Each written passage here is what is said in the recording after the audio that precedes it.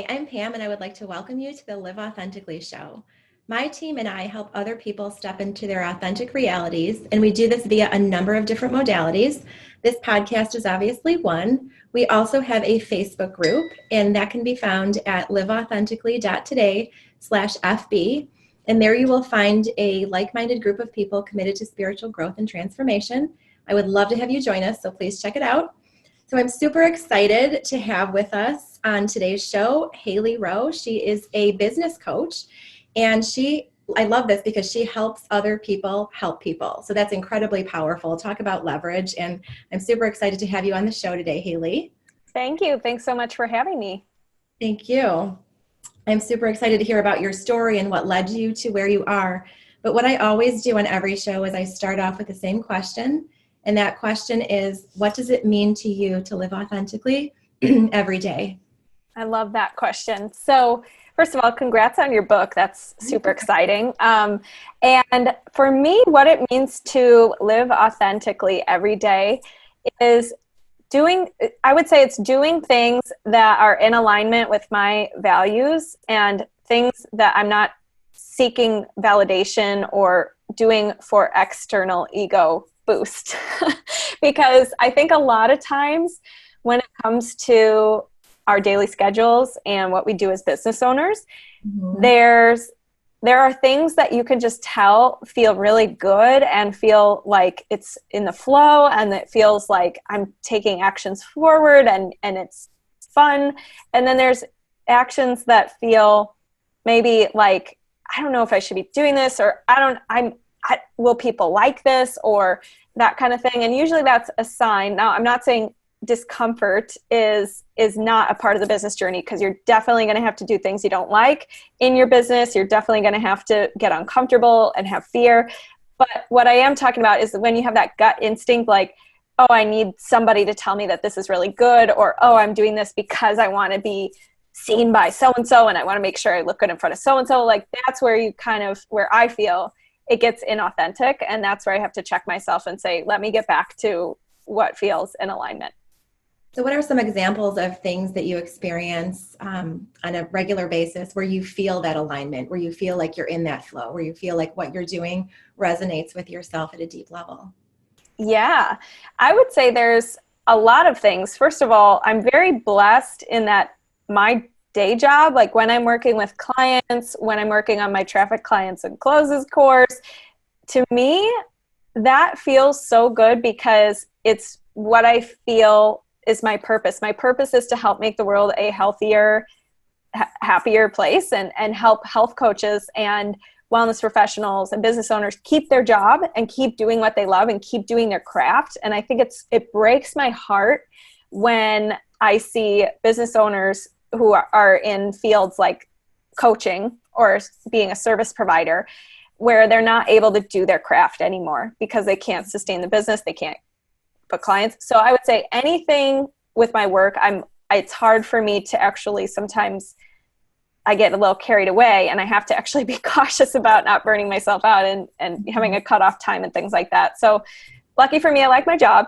Second, I would say Abraham Hicks, personal development, podcasts. Like, I live and breathe. I love personal development. I love all the big personal development people, Tony Robbins. I'm a big believer in all the universe stuff too. So that's why I love Abraham Hicks.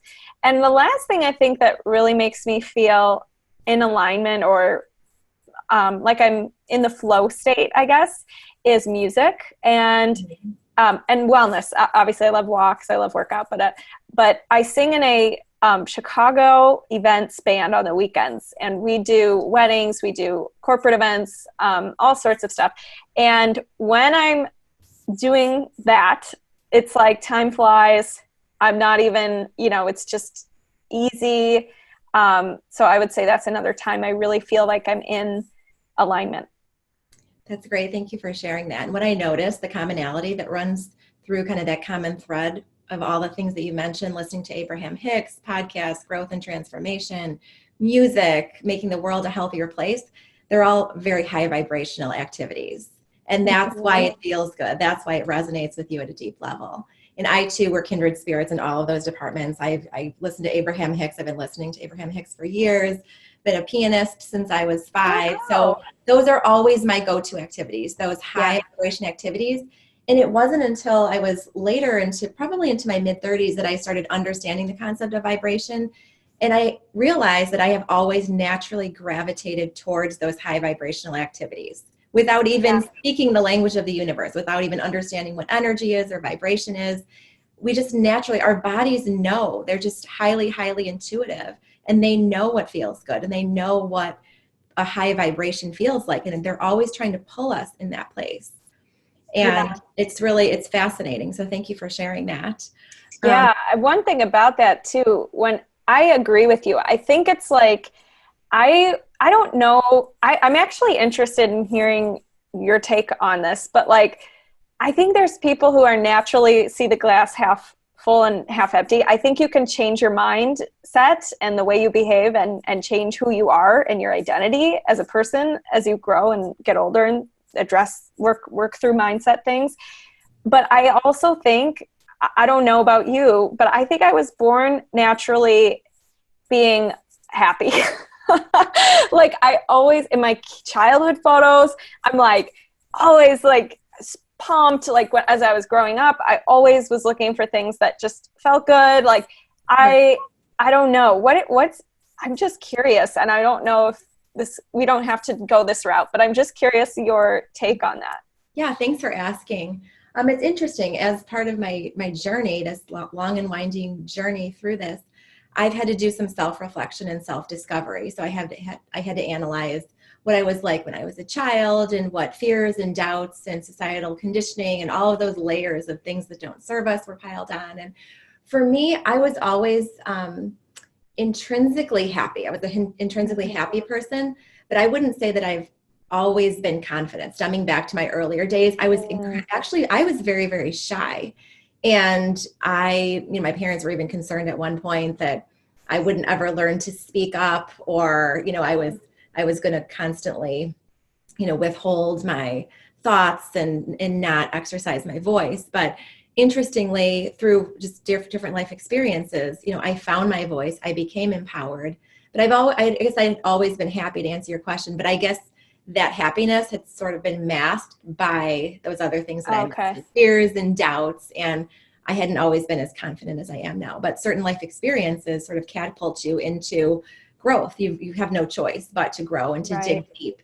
And through those life experiences, I've got to a place, and it's kind of ironic that my parents thought, they were concerned about me being shy in my earlier days, and now I actually help empower other people to find their voice. So it's like I'm so passionate about that, because I think that unleashes us into a whole new realm. Totally. I think we teach what we most needed to learn on our journeys. And I agree with you. I think mine too wasn't, maybe I haven't always been confident, but I do find myself, like you said before, naturally gravitating to always coming back to, but what's the positive in this, or what's, the good. So interesting to hear your take on that. And I think it was very interesting too, how you said, I think people are intrinsically wired a certain way. Some people are just kind of naturally positive, happy people.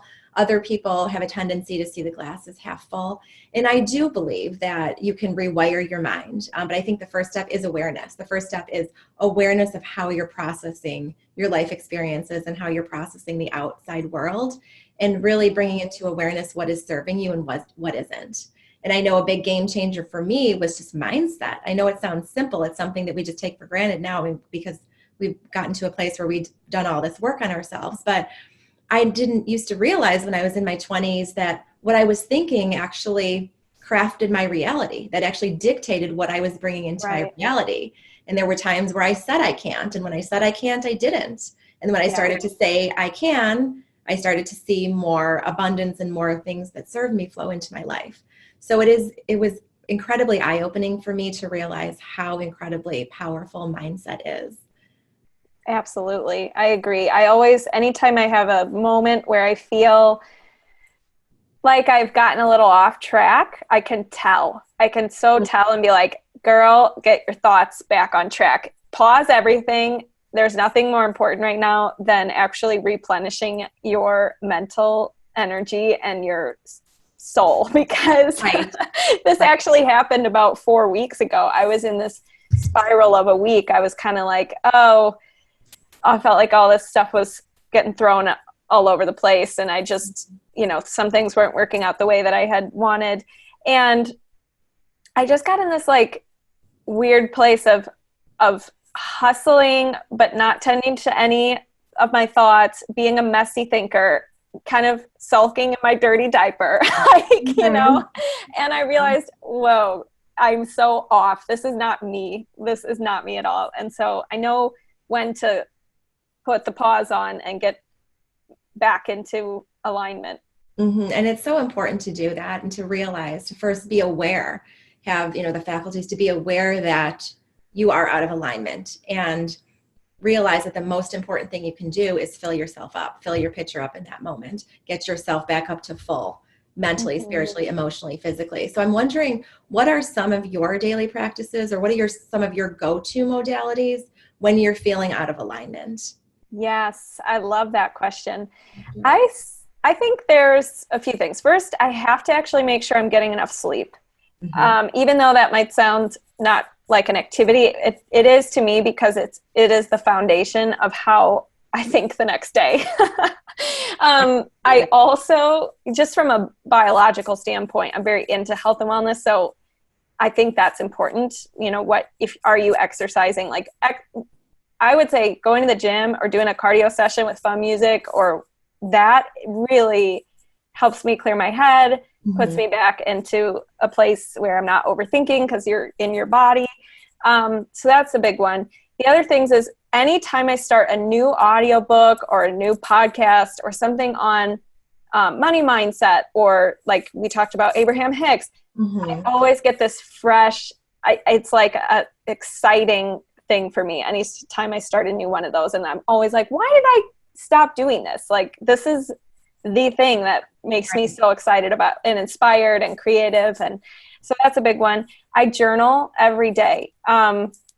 First thing in the morning, I time block my day. I have a practice where I just write down my goals in the present tense. I write down mainly the habits that I want to have, not necessarily always goals, but more like on a weekly basis, what I'm trying to, who I want to be. And sometimes I'll have early morning meetings, or times where I don't fully get to do that. And I know on the days when I do it, my day is just so much, my energy is more clear. I have that, I'm just more ready to go. So I think it's really important. That's become kind of a non-negotiable for me. Great. Well, thanks for sharing that. Those are some great habits. And I make sure I get a certain number of hours of sleep every night. I need that in order to function. And I kind of went through the stages of thinking, you need to hustle and grind it out and work as hard as you can and work as much as you can. And I never realized how important it is to take the time and refuel and make sure your pitcher is full, so that you can feel, so that you're operating from an optimal place. And I think it's so important, just building in that rest and relaxation. I feel like we live in a culture that doesn't necessarily value or teach or preach the importance of rest and relaxation and rejuvenating and refueling. And I think it's so important. It's great to have health and wellness professionals such as yourself and so many people who you coach to help instill that very necessary ingredient into one's repertoire. Totally. To me, it's more important to feel good on my journey and be getting results than to just have the results but feel terrible. Like, I would because you're not going to get to fully be present and fully feel all the feels of it. You're just like worn out and exhausted. I would rather have the lifestyle and the results both. And if it takes a little longer because I have to get some sleep, fine. Right, exactly. And that is the secret. I mean, that is the best kept secret, I think, to manifesting and to creating your reality, is how you feel. The emotions that we embody, how we feel, is directly impacts what we attract into our existence. So that's why it is so important to make sure we can always elevate ourselves up into those vibrations of peace and joy and love and happiness and elatement and excitement, because that's where we're going to attract from. So we want our highest point of attraction to be there. So I applaud you for having that awareness and knowing what you need to do to get back up there. Thank you. So what I'd love to do next is I have so many questions for you. I could sit here and talk to you all day, but I was going to say before we launch into what you do on a daily basis, I'd love to hear more about who your clients are, how exactly you help them. But I would love to hear the chronology. Can you walk me through how you got to where you are today? Yeah, absolutely. So I started in 2010. I was I got into the wellness world, and I really started to love fitness. I started teaching fitness classes. I got my personal trainer certification, started getting some other nutrition certifications, and I realized that I loved coaching. I loved teaching. And I also, around that time, when I went off to study in college, I was very young when I first started.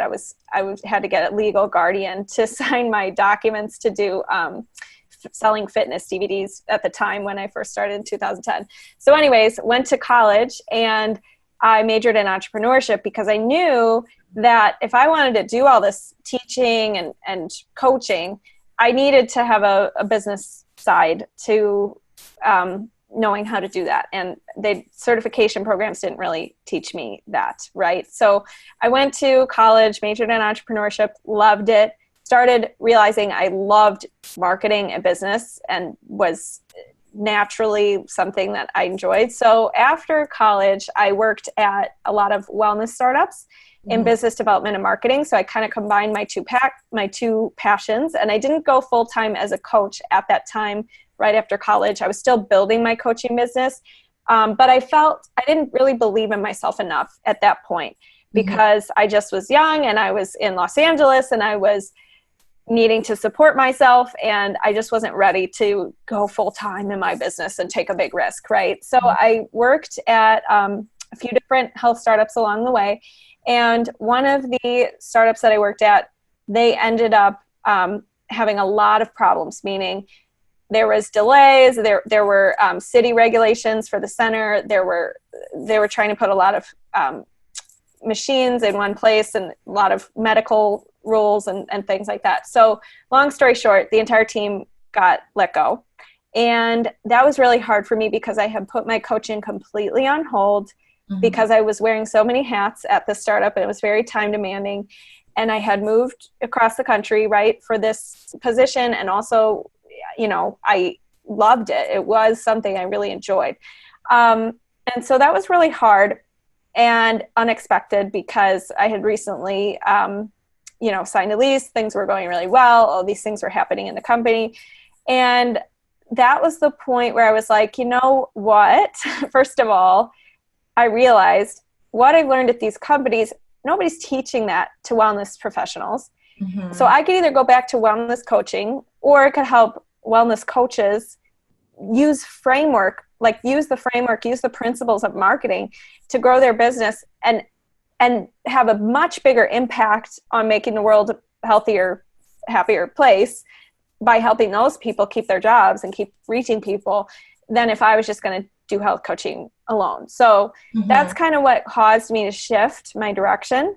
And I kind of had no choice at that point but to figure out my own business, because technically I could have gotten another job, but I also learned that nothing's very safe. So why not at least try my own thing, right? So not saying that it just took off immediately, but that was about 3 years ago. So I did a lot of different side jobs along the way, some freelance work.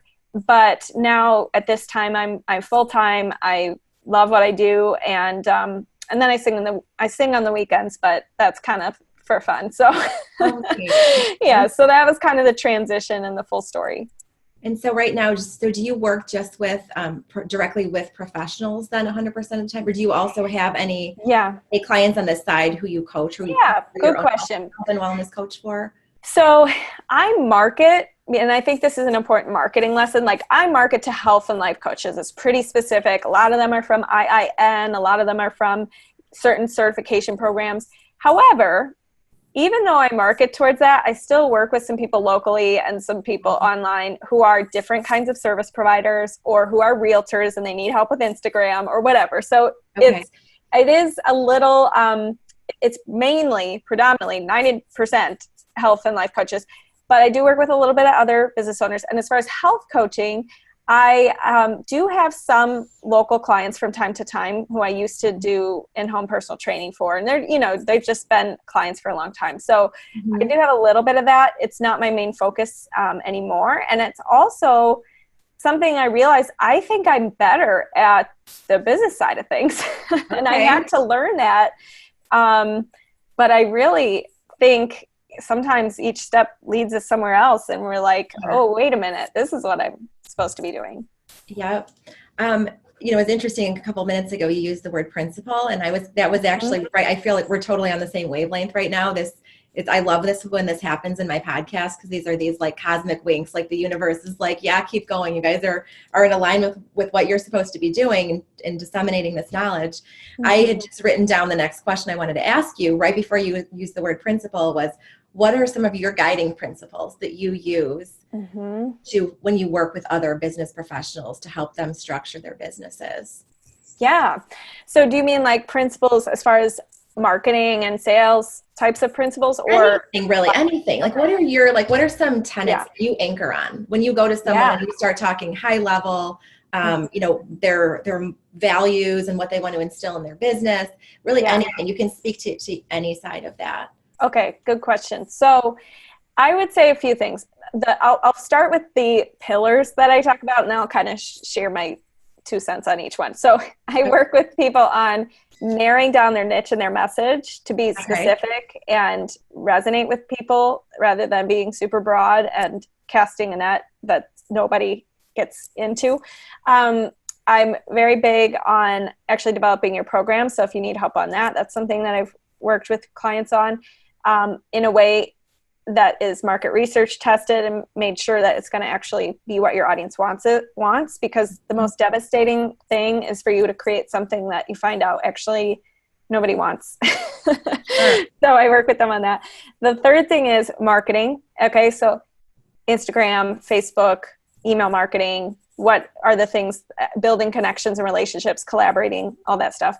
Time management. So a lot of my clients, when they're starting this, they have other jobs, or they're a mom, or they're both, and they're trying to build their side hustle and they're not full-time yet.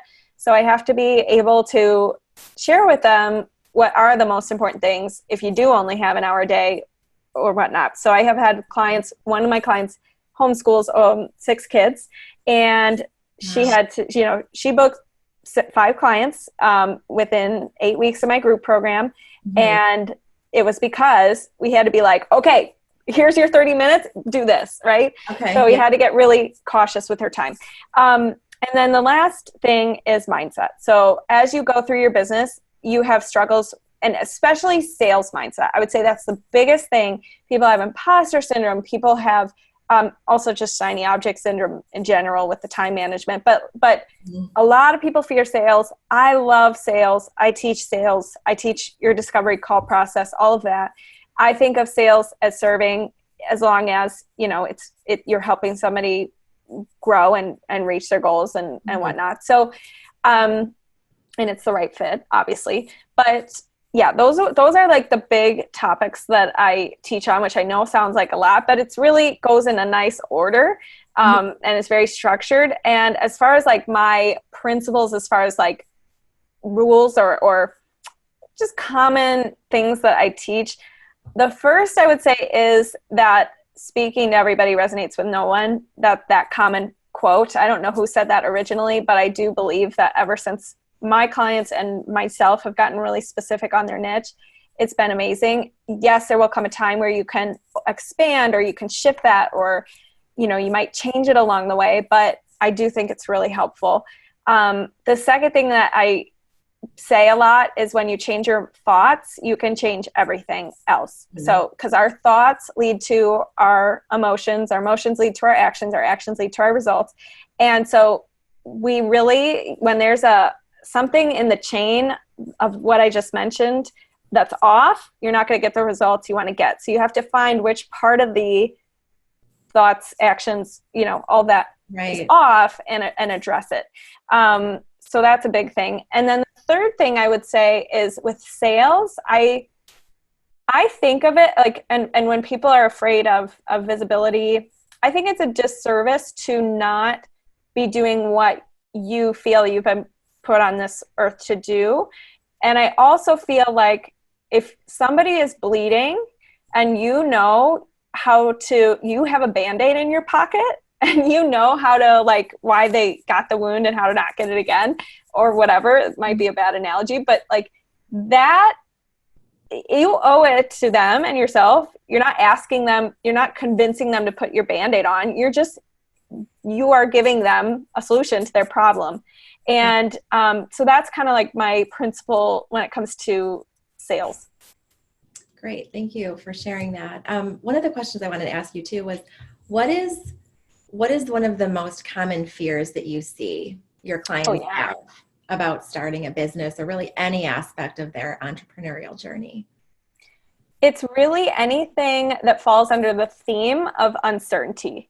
Okay. Because starting a business, everybody is, and money fears, a lot of money blocks. I see it a lot because they're afraid, they feel like they're asking people for money. They're seeing money only as a trade for time and not results, not transformation. Mm-hmm. And then there's this whole uncertainty thing of, well, I don't know if this is going to work, or I don't know if, how long will it take me to do X, Y, Z? And the answers in business are different for everybody. Now there's things that what's more scary to me, and the way that I've helped people kind of shift this whole uncertainty thing, is it's more scary to go through your life with regret, not trying things, saying, oh well, and feeling stuck or like you never gave it an effort, than being the kind of person who does take a leap, does rise to the occasion. Because when you force yourself to do things that are scary, you become a different person. Your identity changes. Like my clients, after they work with me, they're not the same health coach or the same person that they started out as. And that's the best, to me, that's the best part about being an entrepreneur, is who you have to, it's more of a personal development game than a business game. It's like you have to become a different person to reach the results in your business that you want to reach. So I hope, does that answer your question? A little all over the place, but no, absolutely. And I wanted to ask you too, you talked about someone looking and acting and, being very, very different at the beginning of their journey versus towards the end of their journey as they develop. And I realize every situation is different, but what are some of the most notable changes that you are privileged to witness in your clients?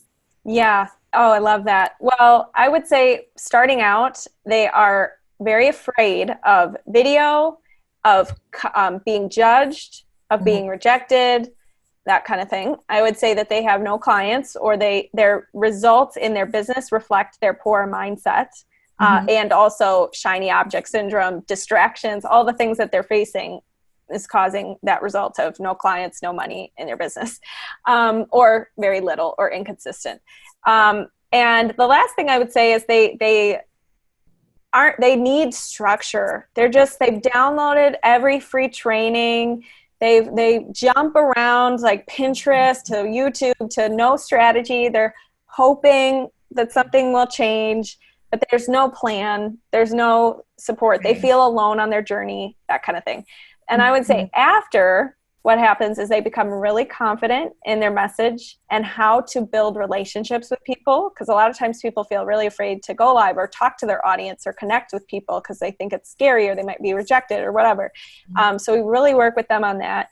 They feel comfortable pitching themselves now to podcasts or to opportunities in a way that serves the other person and isn't just about them. They've learned that. I would say that they know how to book clients. They know how to feel that selling is serving, like they finally overcome their sales issues. And overall, they feel structured, they feel organized, they feel like they have a clearer plan to have more certainty about, okay, if I want to reach X goal, I need X things, targets, etc. So yeah, I would say it's more of a shift from feeling out of control in your coaching business to feeling clear and like you know how to grow your business.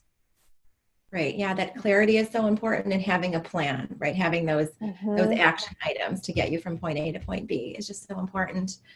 What is the most challenging part of your job as you're dealing with, or your job, your life in general? What is what is the most challenging thing? Okay, well, let's see here. I would say with my job, I'll tell you both. With my job, the most challenging things are when people don't see, when I have to try to really help them see within themselves what they don't see, and they're just not open to it. Meaning they are validating and justifying all the reasons why they cannot do something, and they want to stick to that story, and they want to be right about that story. And that's hard for me I can help them and I can guide them and I can show them different perspectives and what else might be true. But if they're really stuck to that, I can't help you, right?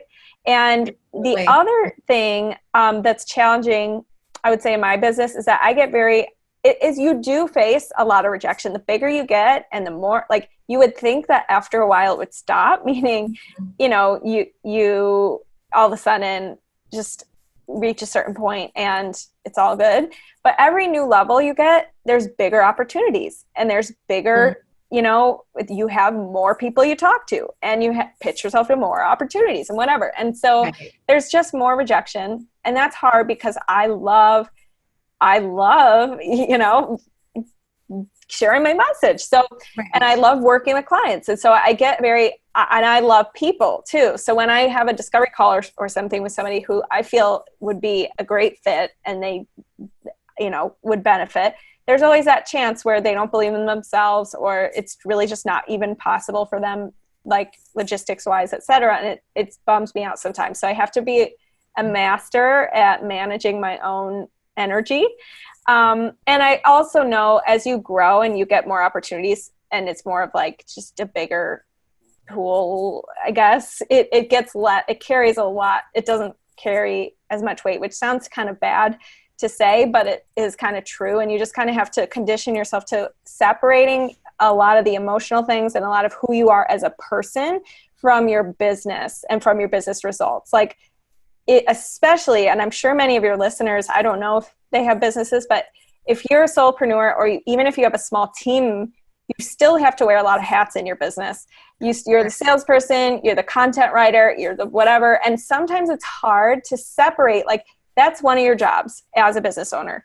And sometimes it gets hard to separate your personal self from those jobs, meaning, like, they don't want what I have to offer, but and you get yourself into it. And it's not about you. It's about your program. It's about they're not fit. It's like logistically, it doesn't make sense. Right. So I think that's been one of the hard things where I had to really separate and say what I do or don't do in my business has nothing to do with me as a person, and my worth and anything like that. The other thing in life, the one thing that I'd say think is challenging is I just wish there was more time. There's so many things I want to do, not only in business, but in my personal life, and with all the things that I love. So I just wish there was more time. Yeah.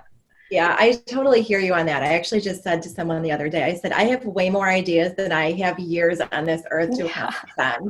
And it is true. It's, it's unfortunate, but we have a limited amount of time, which is why it's so important that we prioritize and make mindful decisions and stay out of that autopilot mode and really make conscious decisions and concentrate our time and energy in a place where it is adding value to the world, and it is resonating with our soul, and it is serving other people. That's just such an important mindset to get into. Yeah. One of the things I wanted to go back to, you mentioned rejection. And I wanted to talk about this a little bit because this is a topic that is pervasive across all aspects of our life, right? Whether it's business, or whether it's friendships, or whether it's romantic relationships. And I just like to get some more reflections from you on how you deal with rejection, how you process rejection in a healthy way, and don't allow it to impact your value or your self-worth or your perspective, your view of yourself. Because I know it's so easy to take it personally, right? It's what about me? But sometimes we have to stop and ask, right? Like, what about them? Maybe this isn't a good fit for them for reasons that we may not even be aware of. So just reflect on that a little bit, as to maybe give people some tips as on how to process rejection in a healthy way. Such a good question. And I would say I just watched on Valentine's Day the Taylor Swift documentary, and her major theme in that, one of them, was rejection. She faced a lot of rejection, a lot of like negative feedback from people. And so it got me thinking about this topic and like, how do people overcome rejection? And I think for me, the more you go, first of all, you have to learn to have a quick bounce back time and resilience and recovery time. You can't afford as an entrepreneur to let it take you off path for a week. You really can't. So part of it's like, you just have to get real with yourself and understand this is business. This is not, an emotional thing. Some people are just not the right fit for you. You guys aren't meant to be and somebody even better is coming along, or something even better is coming along. You have to think that the best is yet to come. The second thing is, you have to remember, part of it is look at it like you're a business coach with yourself, and just look at the numbers and separate the emotional attachment to things. Meaning, you might have gotten a no, but there's going to be X amount of no's per X amount of people you talk to. And it's really working with actually males in my business as consultants and coaches has helped me as a female who tends to, and I'm not trying to like be sexist or anything, but I'm very maternal in my business. Like, I want to like come to mama, right? I just want to help everybody. Right? That nurturing, very caring instinct. Yep. Exactly. Familiar. Exactly. So I had to kind of separate that and say, stop this. If I was like an employee at this business, I wouldn't care as much you know what I mean? So I don't know, being a little blunt, but like, you got to look at the numbers and you got to just know, here's how the math works.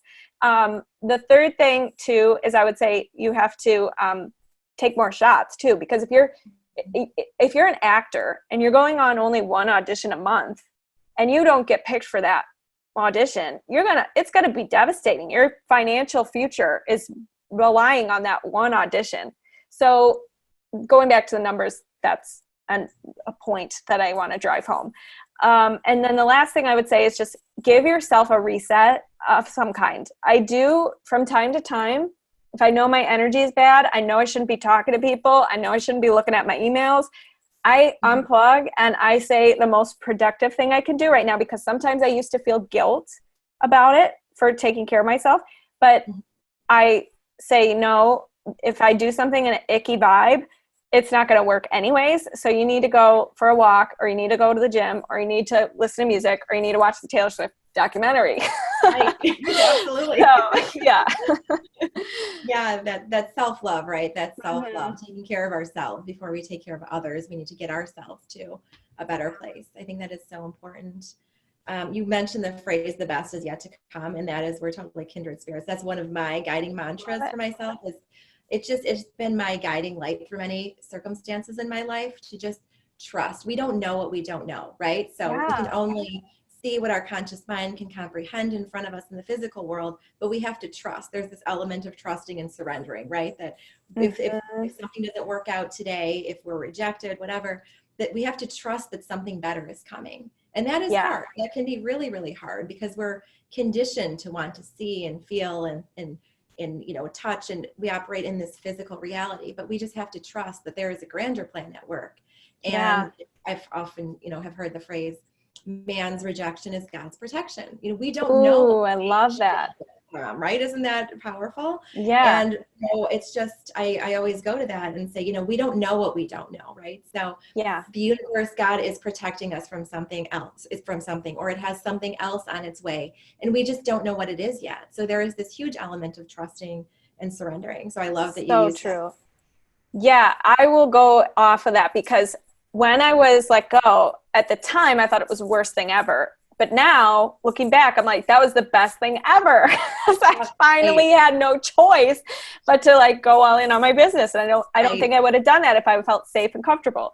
So, and I can tell you so many times where I've had calls with people who they were not a fit, and it was a blessing in disguise that we did not work together. And I use my best judgment when I don't think it's a fit with somebody too.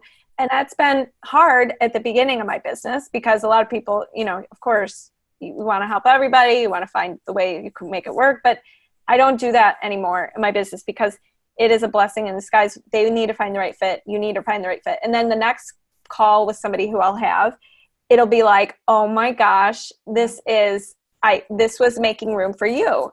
Exactly. Yeah. Right. So for sure. And it is amazing though, when you anchor on how you feel, right? Didn't you feel completely different in those two situations? Did you feel like one, just even physiologically, that it just didn't feel right? And maybe trying to force a square peg in a round hole that just wasn't meant to be. Mm-hmm. And then when something that's meant to be flows into your existence, it just feels differently energetically. I know I feel so much lighter and freer and happier, and it just feels right. It's almost hard to describe in words because words are just vibrationally so different than feelings and emotions, but it just feels right. It just clicks, I think is the best way I can describe it. Yeah, completely agree. One thing I'd like to go back to is earlier in the podcast, you talked about one thing that sets your soul on fire, your passion is creating or making this world a healthier place, right? Making it healthier. And I was wondering if you could talk a little bit about what healthy means to you, because I know that, this isn't a political show. I'm not a political person, but I think that we've built a system in this country that doesn't necessarily teach us about health from a very proactive standpoint. Sure. So I think it's more reactive, and it's more about, treating symptoms and prescribing medications, but I think we don't necessarily take a preventative, proactive approach. And I'd love to hear you reflect on, how I view health now compared to how I viewed health even 10 years ago is before I became educated and just knowledgeable about a lot of health and wellness topics. It's just vastly different. I did not have a multifaceted approach. I did not treat health and wellness as having many pillars. I thought being healthy was just simply being disease-free, and you can do that via a number of different ways, just eating less, exercising more, grinding it out. I didn't have that holistic health and wellness component to it. So I'm wondering if you could talk a little bit about what a healthy lifestyle, what a healthy world means to you. I love this question. Yeah, I am so with you about how it shouldn't be about being reactive, and also it's not normal to feel terrible every day. Like, I think we've become so used to as a society, like it's normal to be really tired. It's normal to, be out of breath when you run up the stairs with your kids. Like it's not normal. Right. And so I don't like anything mediocre. Like I challenged that, many times in my life. And I will admit that I'm a little hard on myself too. So it's both a blessing and a curse. But I don't like this idea that you have to be like average is good. Like, I don't believe that. So when it comes to health, I will say my ideas of health have really changed, just like you said, over the last 10 years. When I first got into health and wellness, I was way too thinking it was all about food, and thinking it was all about exercise, and thinking about toxins and all of these dark like things that can be actually, if you obsess over them, very unhealthy. And I would work myself into a worry about toxins, and it was like, that's actually less healthy than actually being around the toxins. Right. So I feel I've completely changed my view on health. I think it really starts with your mind. I think it starts with what you choose to believe, what you choose to focus on, what you choose to listen to, what mood you're like. I really feel it's changed. I don't believe like that food or exercise or any of that is the only thing anymore at all. I agree. It's a multifaceted thing. It's about your relationships. It's about the trauma you're carrying around emotionally. It's a lot about mindset. So these days I don't, knock on wood, haven't been sick in a really long time, and yet my lifestyle is busier, and my diet is less clean, and my everything's less than it was when I was super worried about all that stuff.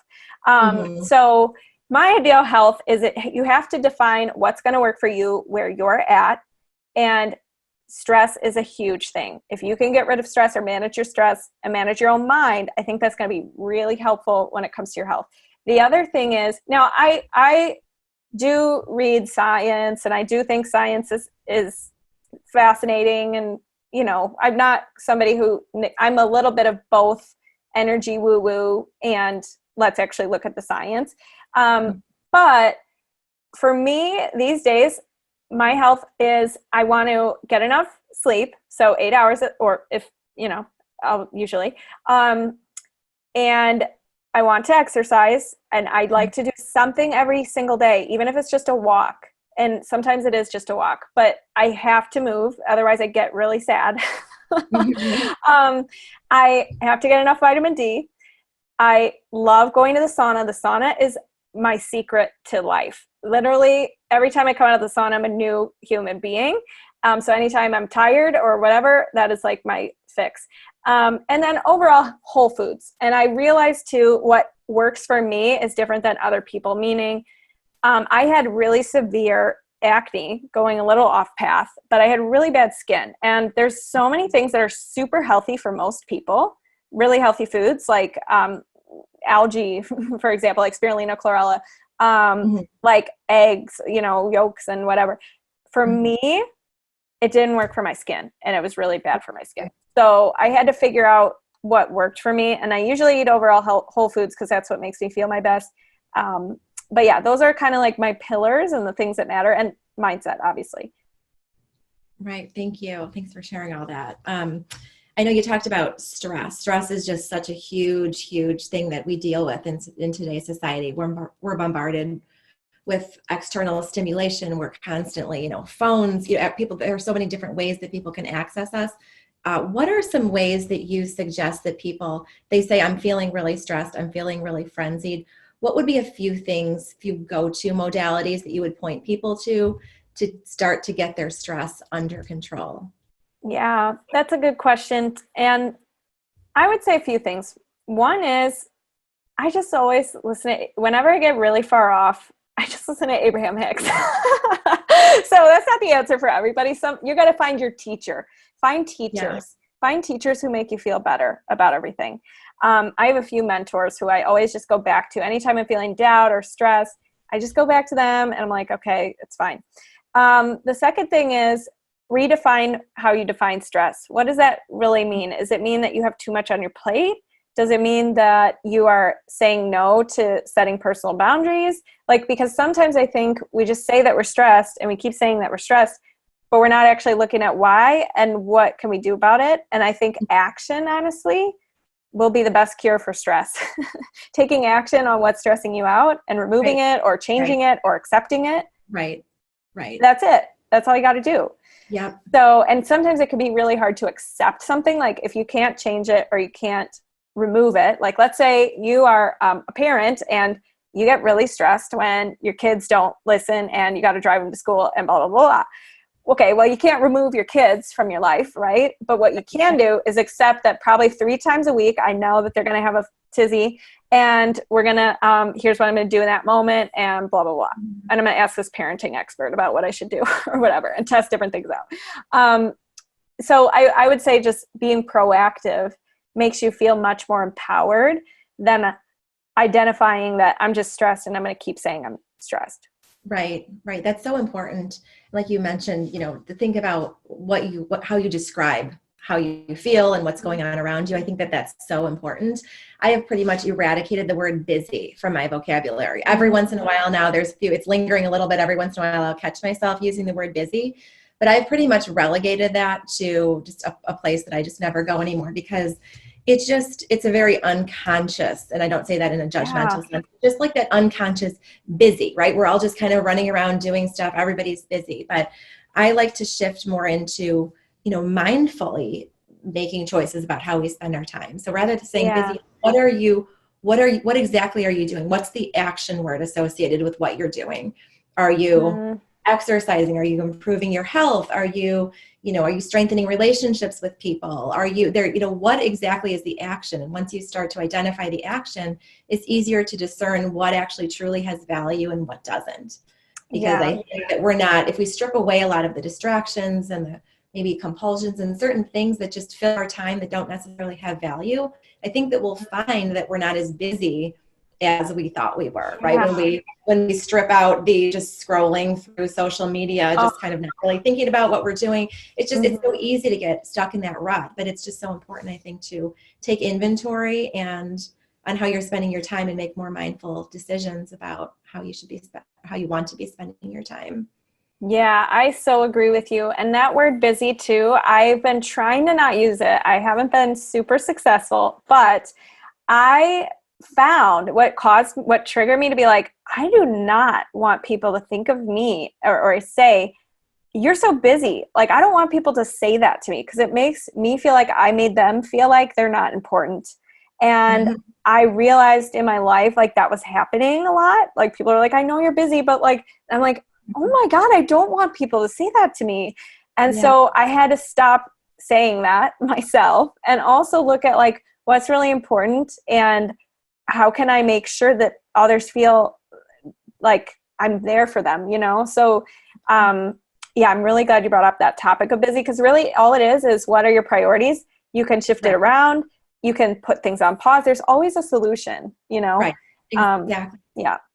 Yeah. I think, right. It's, time is a choice, right? I used to think I didn't have time to do certain things, but the reason that I wasn't working out regularly when I was in my 20s or during certain stretches there was because I wasn't making it a priority. And I didn't understand then that time is a choice. And I was unconsciously sort of drifting through my reality and not realizing, not even feeling empowered, not even knowing how I could prioritize some of the things I was just talking about doing.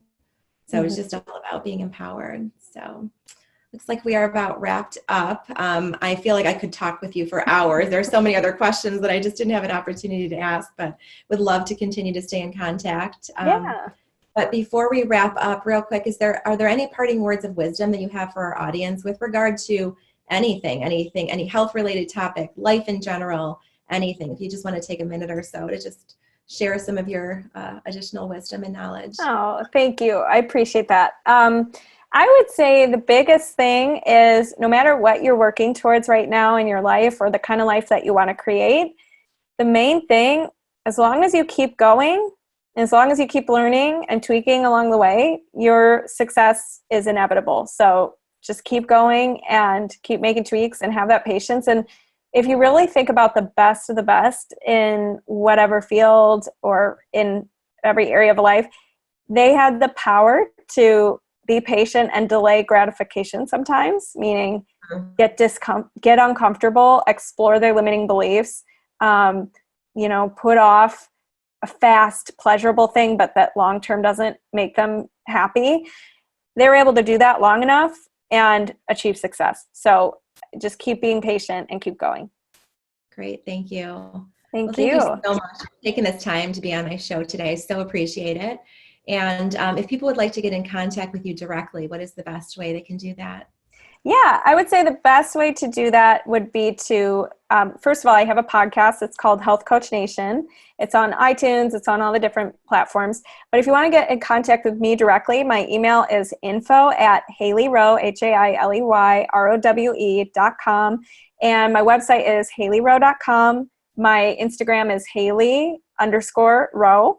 And I'm also on, I have a very popular, very engaged community. If you ever have any questions, it's called Health Coach Nation on Facebook. So it's facebook.com/groups/Health Coach Nation. So feel free to join us. Even if you're not a health coach, we have a lot of people who just like to get the tips. So feel free to join us. Awesome. Thank you. I'll look forward to following you and keeping in touch with you after this podcast. Thank you. And I would also like to thank all of our viewers and listeners for being here today. Time is a choice, and I'm grateful that you have chiseled out a little bit of your day to be with us. Also wanted to remind you that we would love to have you in our Facebook group. Again, we can be found at liveauthentically.today/FB. Thanks, everyone, and have a great day.